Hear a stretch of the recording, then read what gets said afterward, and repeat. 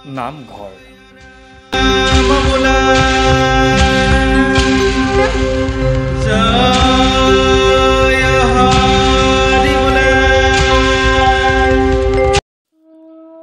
জয় গুৰু শংকৰ সৰ্বগুণা কৰ, যা কেৰি নাহি কেও পাম, তুহাৰি চৰণক ৰেণু শত কৌটি, বাৰ এক কৰোহু প্ৰণাম। ষোড়শ শতিকাৰ ভক্তি আন্দোলনৰ সময়ত মহাপুৰুষ শ্ৰীমন্ত শংকৰদেৱ আৰু শ্ৰী শ্ৰী মাধৱদেৱ পৰম গুৰু দুজনাৰ নেতৃত্বত অসমক এক নতুন ক্ষেত্ৰলৈ পৰিৱৰ্তন কৰা হৈছিল। অসমৰ ধৰ্ম সংস্কৃতিক বিশ্ব দৰবাৰত প্ৰতিষ্ঠা কৰাৰ নিমিত্তে এক শৰণ নাম ধৰ্ম বস্তু প্ৰচাৰ আৰু প্ৰসাৰ কৰাৰ নিমিত্তে যি অক্ষয় বটবৃক্ষৰ প্ৰতিষ্ঠা কৰা হৈছিল তাকেই চমুকৈ সত্ৰানুষ্ঠান বা নামঘৰ বুলি কোৱা হয়। নামঘৰ আৰু সত্ৰ দুয়োভাগেই হৈছে ধৰ্মীয় অনুষ্ঠান। এই অনুষ্ঠানসমূহে অসমৰ ধৰ্ম সংস্কৃতি আৰু এখন সুন্দৰ সমাজ গঢ়াত গুৰুত্বপূৰ্ণ ভূমিকা পালন কৰে।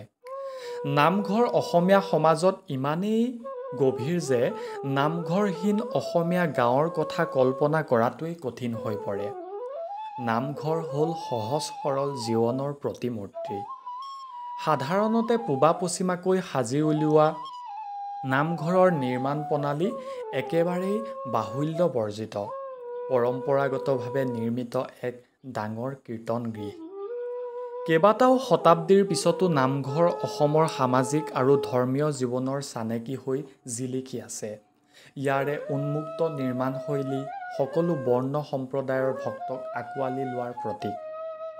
মূল ঘৰটোৰ সৈতে সংলগ্ন অতি পবিত্ৰ বুলি গণ্য কৰা মণিকূটত ভাগৱত নাইবা সংক্ষিপ্ত সংস্কৰণ গুণমালা পুথি প্ৰতিষ্ঠা কৰি ৰখা হয়।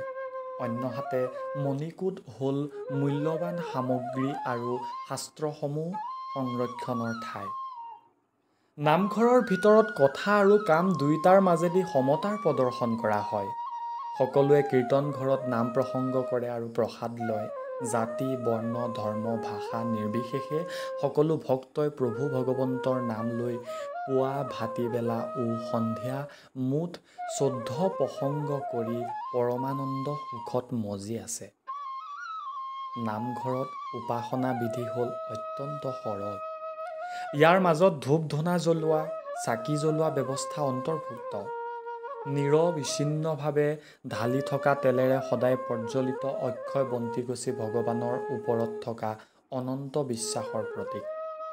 এতেকে নামঘৰ বা কীৰ্তনঘৰে প্ৰায় 500 বছৰৰো ওপৰ কাল জুৰি শংকৰদেৱ আৰু মাধৱদেৱৰ জীৱন দৰ্শন আৰু ভক্তিৰ বাণীসমূহ জীপাল কৰি ৰাখিছে আৰু বৃহত্তৰ অসমীয়া সমাজখনক একগোট হৈ থকাত প্ৰেৰণা যোগাইছে।